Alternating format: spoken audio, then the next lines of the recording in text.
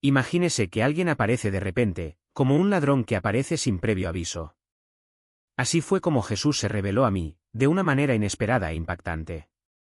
Recuerdo claramente ese día, mi padre y yo conducíamos sin rumbo cuando de repente nos detuvimos. Frente a nosotros había un hombre con una barba perfecta, tan cuidada que llamaba la atención. No podía ver su rostro completamente, pero estaba sonriendo, transmitiendo alegría genuina. Parecía conducir una luz intensa hacia un hermoso lugar, y mi padre y yo simplemente mirábamos fascinados. En el sueño, le dije a mi padre, necesitamos ser parte de esto. Yo también quiero estar ahí. Sentí una especie de envidia de esa claridad, de ese brillo que nos rodeaba. Pero al mismo tiempo había algo extraño, como si no estuviera del todo bien. Mucha gente hoy lucha contra los sistemas que intentan imponer el control, como si quisieran marcar a todos con algo que no deberíamos aceptar. Pero esa es otra historia. Hoy estoy aquí para compartir mi viaje y me complace presentarles a Sayear, un joven que encontró a Jesús de una manera sorprendente. Vive en Alemania y tiene una poderosa historia sobre lo sobrenatural y cómo descubrió la fe. Su trayectoria es inspiradora y estoy seguro de que no querrás perderte lo que tiene para contarte.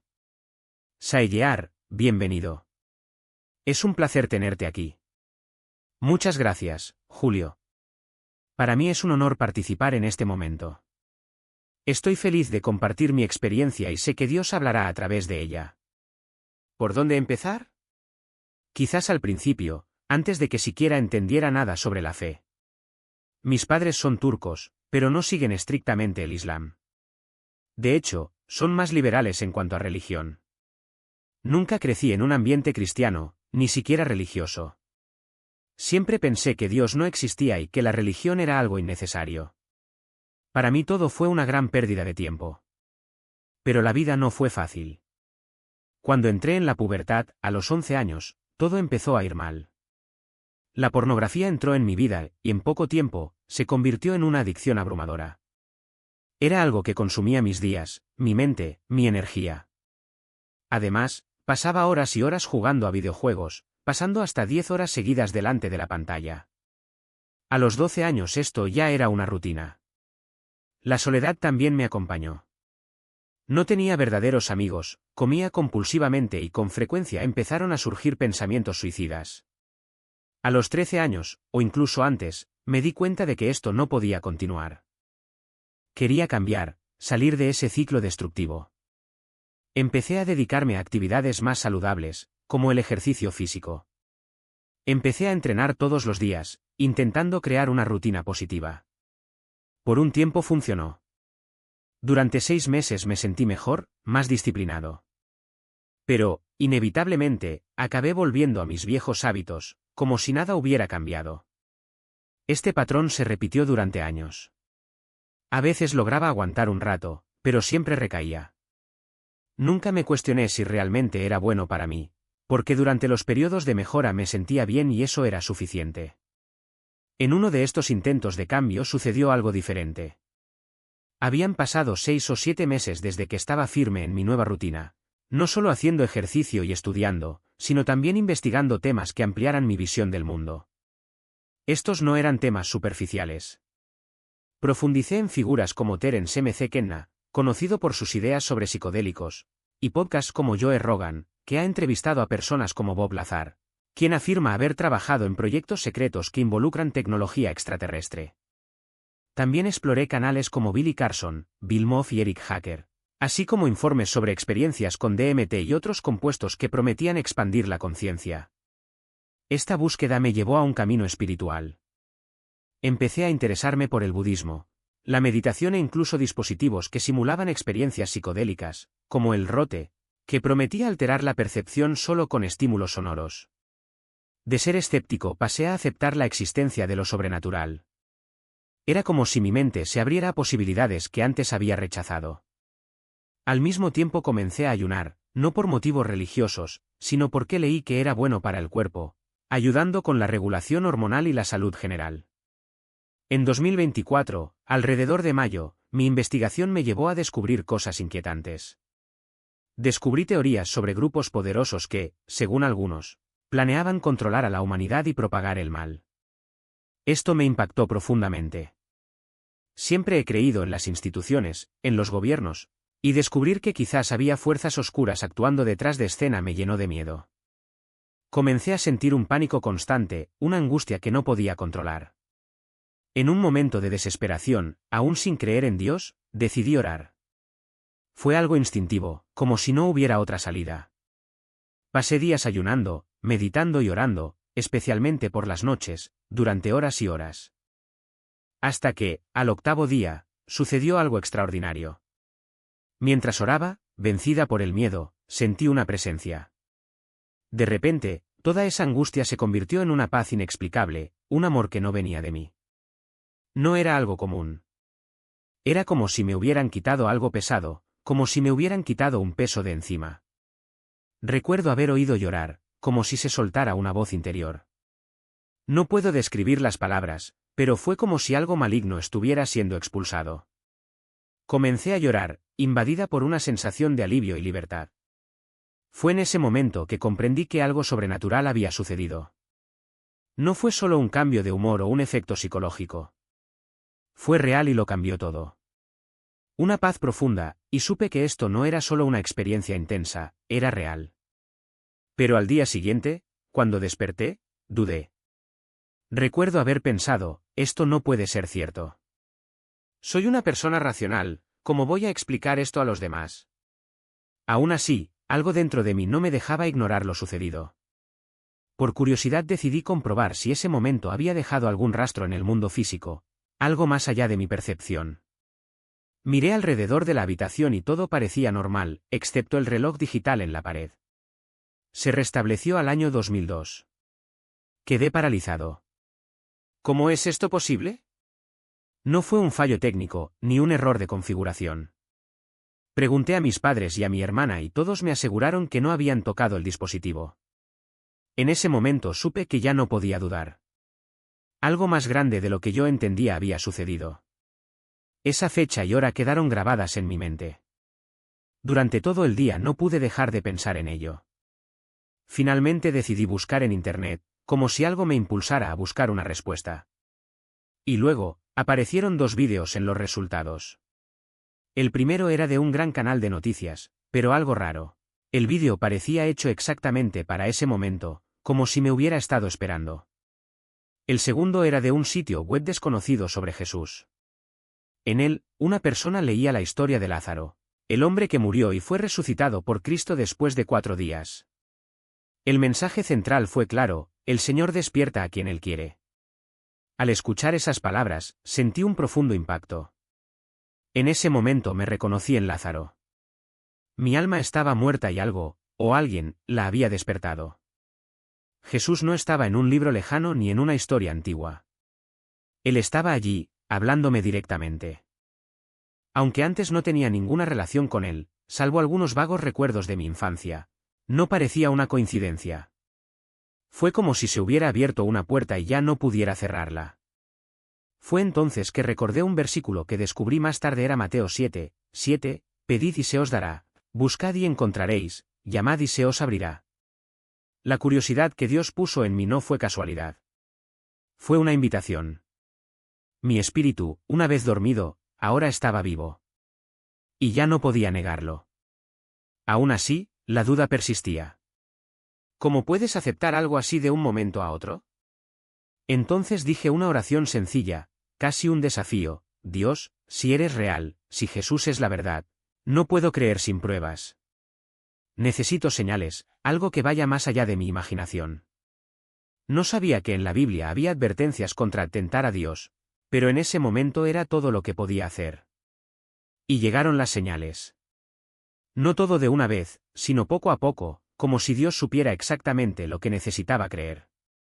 Un día, mi corazón no pudo resistir más.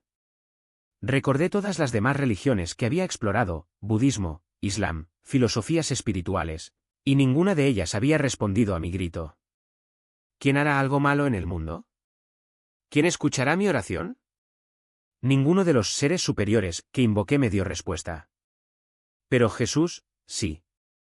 A partir de entonces las señales se multiplicaron.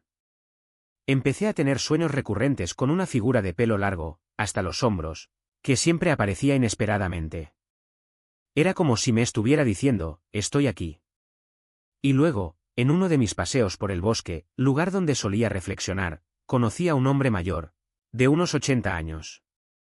Pensé que podía hablar con él sobre el budismo, pero para mi sorpresa, dijo, no, yo sigo a Jesús. Fue un shock.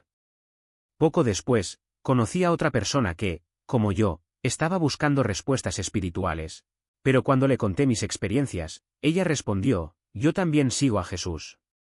Con cada encuentro, con cada señal, mi resistencia se debilitaba. Entonces hice un pacto conmigo mismo, si vuelvo al bosque hoy y me encuentro con ese hombre nuevamente, sabré que Dios es real. Y, increíblemente, él estaba allí.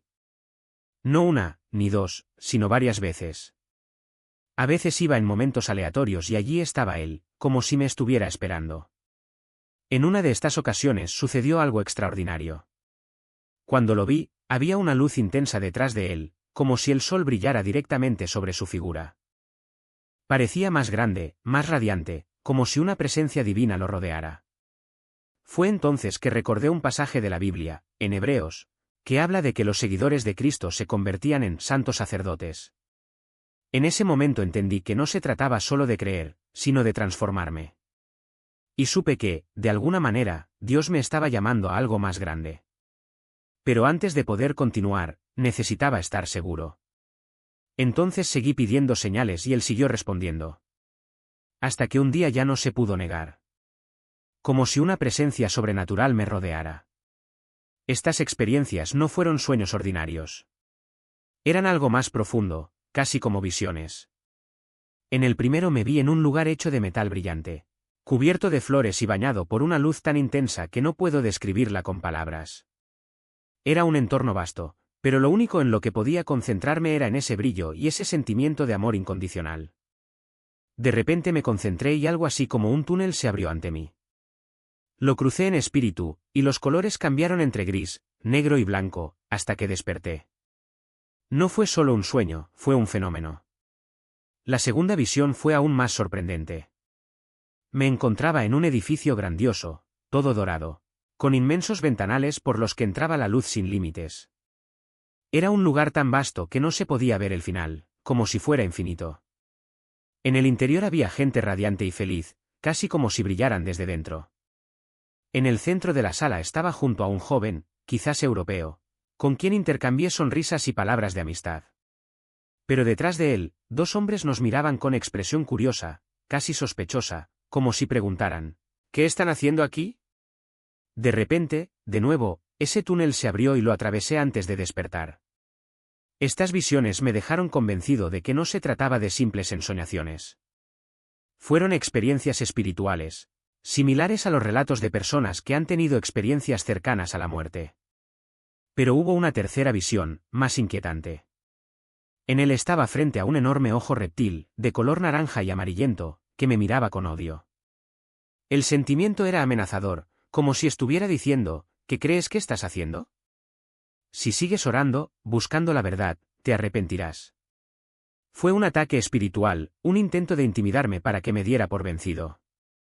Esta visión demoníaca ocurrió antes de que me entregara por completo a Cristo, cuando todavía estaba buscando respuestas. Era como si el enemigo intentara impedirme seguir adelante. Pero las otras dos visiones, las que parecían el cielo, eran diferentes. En ellos me sentía acogido, pero al mismo tiempo cuestionado. ¿Por qué estaba allí? ¿Por qué, siendo un pecador, alguien tan imperfecto, había sido agraciado con esa experiencia?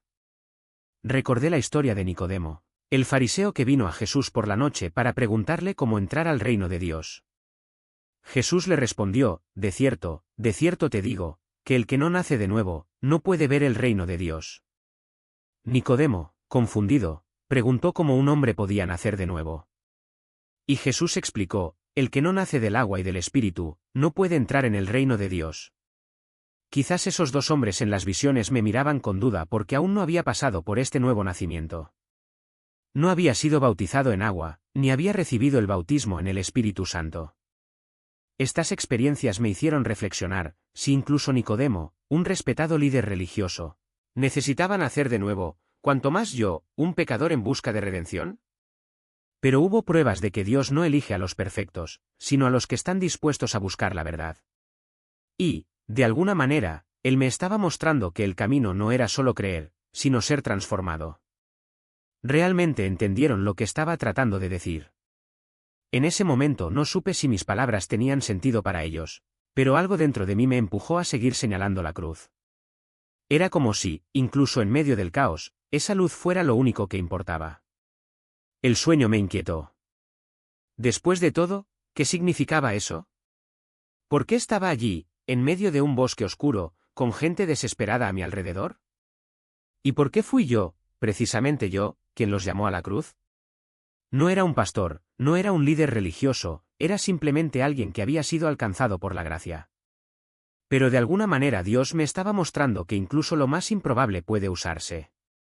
Cuando desperté, estaba pensando, ¿ese debate sobre lo bueno, de que la gente dividida representaba algo más grande?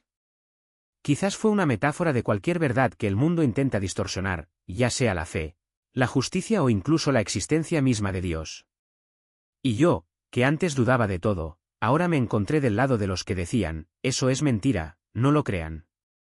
Pero en el sueño no solo rechazaba una idea falsa, sino que señalaba algo verdadero. La cruz resplandeciente, por pequeña que fuera, era el centro de todo. No era necesario que fuera grandioso para ser poderoso. Y la gente alrededor, incluso en medio del terremoto, corría hacia ella. Esto me recordó un pasaje de la Biblia que había leído recientemente, porque la palabra de la cruz es locura para los que se pierden, pero para nosotros los que somos salvos, es poder de Dios. 1 Corintios 1:18. En ese sueño, la cruz no era solo un símbolo, era un refugio. Pero lo más curioso fue mi reacción. Al principio estaba del lado de los que dudaban. Yo mismo había sido así, escéptico, demasiado racional para aceptar lo sobrenatural. Y de repente, ahí estaba yo, no solo creyendo, sino llamando a otros a la misma verdad. Esto me hizo darme cuenta de que Dios no nos llama porque seamos perfectos o porque ya entendamos todo. Él nos llama en medio de nuestras dudas, de nuestras limitaciones y nos transforma en el camino. Desde entonces he pensado mucho en este sueño. ¿Era solo un reflejo de mis propias preguntas? ¿O Dios me estaba preparando para algo mayor?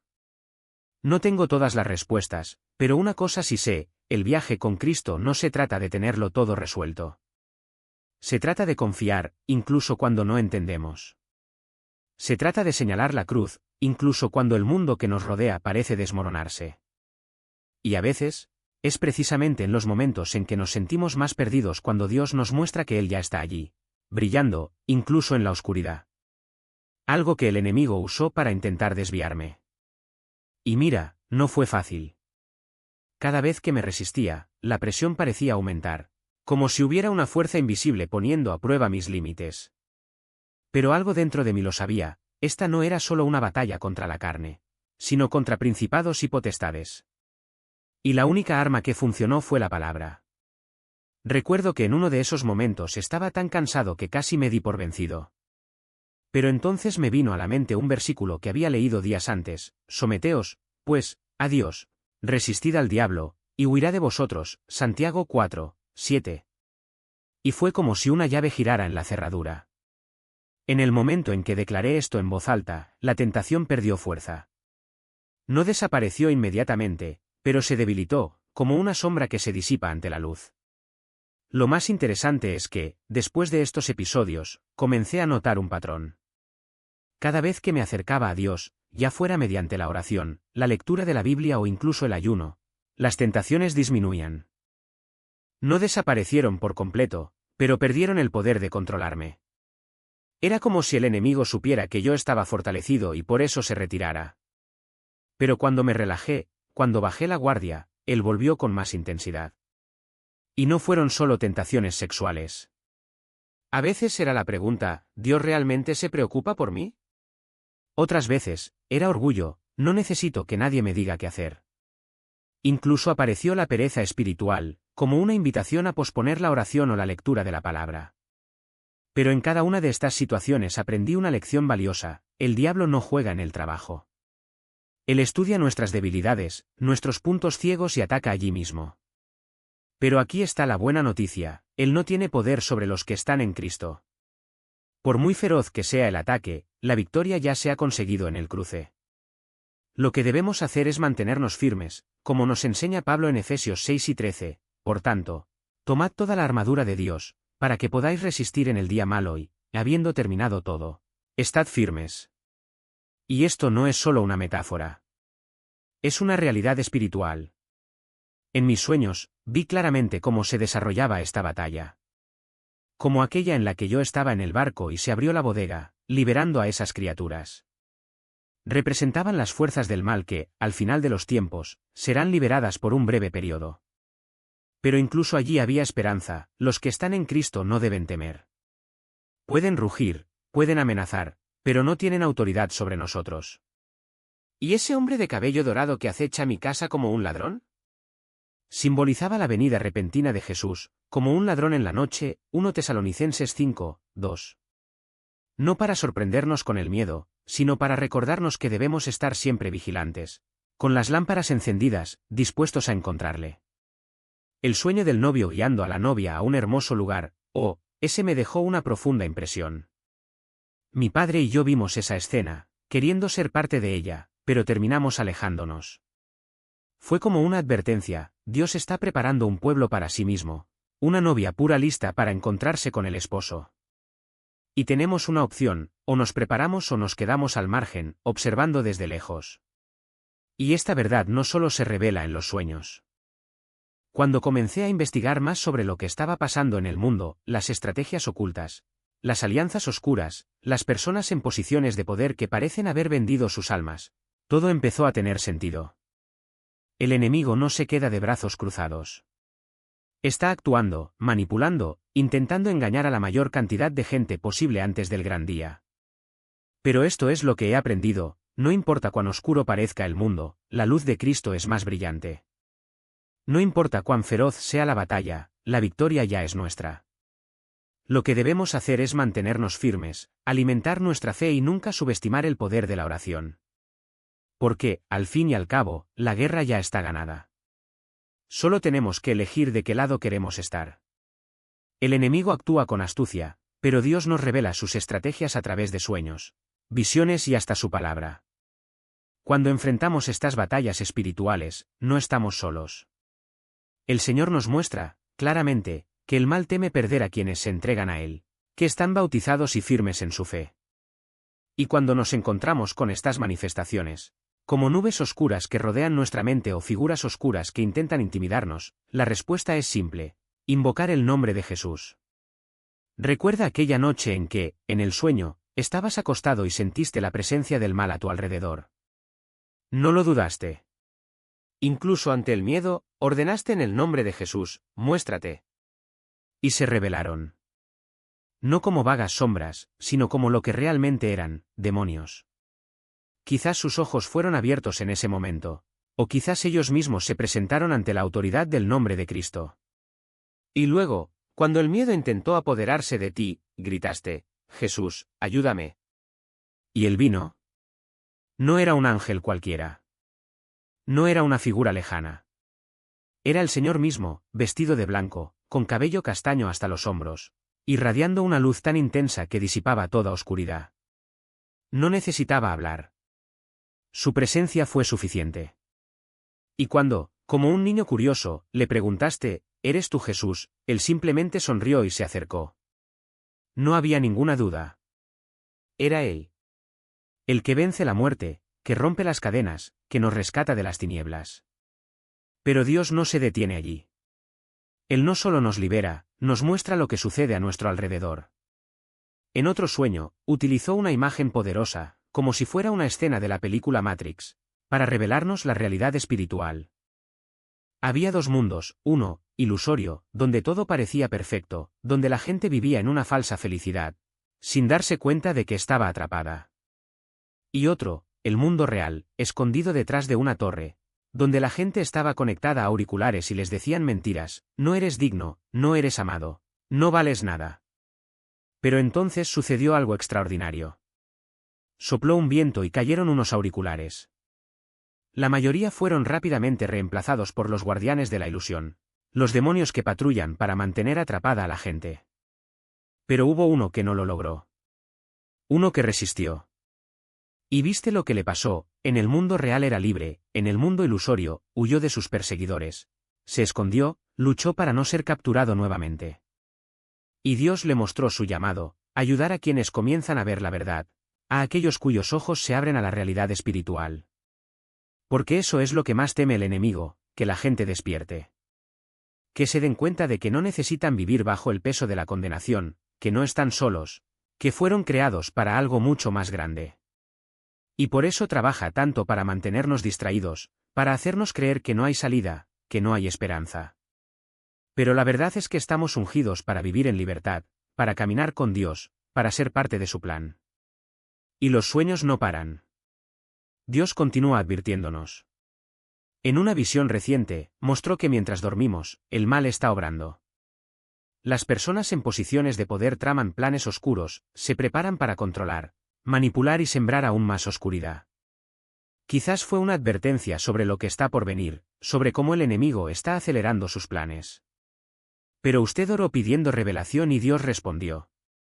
Porque Él no nos deja en la oscuridad.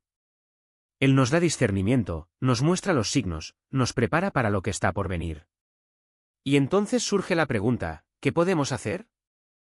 Después de todo, si los últimos días son reales, si la tribulación está cerca, si el arrebatamiento puede ocurrir en cualquier momento, ¿cuál es nuestro papel? En otro sueño, buscaste respuestas. Preguntó cómo hacer el bien, dónde actuar, cómo servir. Y la respuesta fue simple, directa, contundente, ¿dónde está mi chaqueta? No fue una pregunta literal. Fue un llamado a la acción. Dios estaba diciendo, deja de cuestionar. Deja de buscar excusas. Ve. Haz. Sirve. Ayuda. No esperes el momento perfecto, no esperes las condiciones ideales. Ponte tu chaqueta y sal a marcar la diferencia. Porque al final eso es lo que importa. No son las grandes teorías, los debates interminables o las dudas las que nos paralizan. Es amor en acción. Es extender la mano a quien la necesita, es compartir la verdad con quien aún no la conoce, es orar por quien aún no ha comprendido el amor de Cristo. Es ser luz en medio de la oscuridad, incluso cuando todo parece perdido. Y esta luz debe llegar incluso a aquellos más cercanos a nosotros. Tus padres, tus amigos, los que aún no han entregado su vida a Jesús. Porque el tiempo se acaba. La Biblia dice que el día del Señor vendrá como un ladrón en la noche, inesperado, rápido y decisivo. Y cuando la esposa sea quitada, cuando el Espíritu Santo deje la tierra, lo que quedará será un mundo sumido en la oscuridad. No habrá más tiempo para lamentarse. No habrá más oportunidades para quienes rechazaron la verdad. Entonces no podemos esperar. No podemos dejarlo para más tarde. Necesitamos actuar ahora, mientras todavía hay tiempo. Necesitamos ser como aquel que, en el sueño, resistió los auriculares, que huyó de los perseguidores, que eligió la libertad. Necesitamos ser como tú, que incluso ante el miedo, invocaste el nombre de Jesús y vio la victoria. Porque la batalla ya está ganada. La guerra ya tiene ganador. ¿Y nosotros? Solo tenemos que elegir de qué lado queremos estar. Cuando trato de entender esta verdad, me doy cuenta de que eso es exactamente de lo que estaban hablando. Y solo hay una decisión que realmente importa, la más importante que cualquiera puede tomar en la vida: seguir a Jesús. Porque déjame decirte, el amor que Él tiene y ha mostrado por nosotros es algo que trasciende cualquier entendimiento humano. Recuerdo otro sueño, algo que parecía suceder en una dimensión espiritual. Estaba acostado y encima de mí había dos personas flotando. Uno de ellos me abrazó, como si me envolviera con cuidado. No puedo explicar exactamente cómo, pero fue una presencia real. Llevaba un vestido blanco, tan puro que casi deslumbraba, y tenía el pelo corto, entre castaño y negro. El otro, con una barba así e hizo un gesto con las manos, me miró con un amor que no puedo describir. No hay palabras que hagan justicia a la intensidad de esa mirada. Es como cuando dos personas se conocen por primera vez y se enamoran al instante. ¿Has visto alguna vez ese tipo de amor que hace brillar tus ojos, que hace que nada más importe? Así me miró. Y yo, En el sueño, solo podía pensar, ¿por qué hace esto? ¿Por qué este amor tan profundo? Porque la verdad es que ninguno de nosotros puede comprender plenamente el amor de Dios. Es un amor que no se puede comparar con nada en este mundo. Un amor que nos involucra, nos sostiene y nos transforma. En ese momento entendí, Jesús nos ama de una manera completamente diferente a cualquier otra persona. Él es el verdadero amante de nuestras almas y no necesitamos otro amor que el suyo. Es un amor gopel, un amor que va más allá de las palabras, más allá de la lógica, más allá de todo lo que conocemos. Y no puedo esperar el día en que estemos en el cielo y experimentemos la plenitud de ese amor, la magnitud de cuánto nos ama y lo que ha hecho por nosotros. Hoy fue un privilegio compartir esto con ustedes. Te doy gracias por cada momento, Moni, y por cómo el Señor ha hablado a través de tus sueños. Antes de cerrar, ¿puedo preguntarte algo? ¿Cuál es el deseo de tu corazón? Si pudieras pedirle algo al Señor antes de dejar esta tierra, ¿qué sería? ¿Qué me gustaría? Chaya reflexionó por un momento. Sabes, a veces pienso que no merezco saber tanto sobre el Señor y su amor. Siempre me dio señales, siempre se reveló ante mí y no merezco nada de eso. Pero cuando recibo esa gracia, tengo la responsabilidad de compartirla. Las personas necesitan saber que son amadas incondicionalmente, que no están solas. Muchos sufren, creyendo que a nadie le importa, que sus vidas no tienen valor. Algunos incluso piensan, si desaparezco, nadie me extrañará. Pero Dios nos dio un propósito divino. Nos puso en este mundo porque nos ama. Fuimos creados a su imagen y Él envió a su único Hijo para salvarnos. ¿Recuerdas cuando Jesús oró en Getsemaní antes de ser arrestado? Él dijo, Padre, si es posible, quita de mí esta copa. Pero Dios no cambió su decisión. Él lo dio todo, Jesús dio todo lo que podía dar. Y la gente necesita saber esto, son muy amados. Por eso tú, Julie, ya estás marcando la diferencia. Me ayudaste en un momento en el que cuestionaba mi fe y te estoy agradecido por eso. Todos tenemos el deber de llevar adelante este mensaje. Hoy intenté transmitir todo fielmente a lo que viví. Pero si hay algo que realmente pesa en mi corazón es que quien esté viendo este momento se enfrenta a la verdad de Dios. Él está hablando. Él está llamando. Y solo hay que escuchar. Por favor, no te sientas indigno. Dios no te mira así. Él os ama y entregó a su Hijo por vosotros, no solo por mí, que ya creo, sino por todo aquel que quiere creer. Para cada persona. Eres amado. Fuiste creado con un propósito, con intención divina, no por casualidad. Eso es hermoso, respondió Julie. Este es el corazón de Dios. Gracias. ¿Terminarías este momento en oración? Por supuesto. Entonces, Jesús, querido Padre, te damos gracias porque nos amas, porque nos das un propósito, porque nos hablas.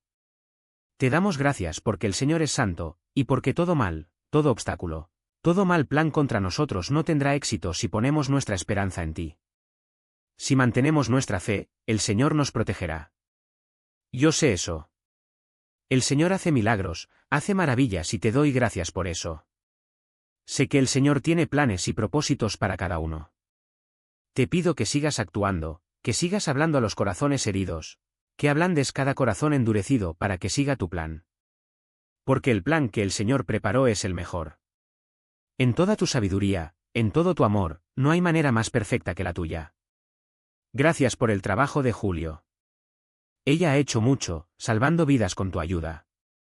Y es sorprendente lo importante que es esto.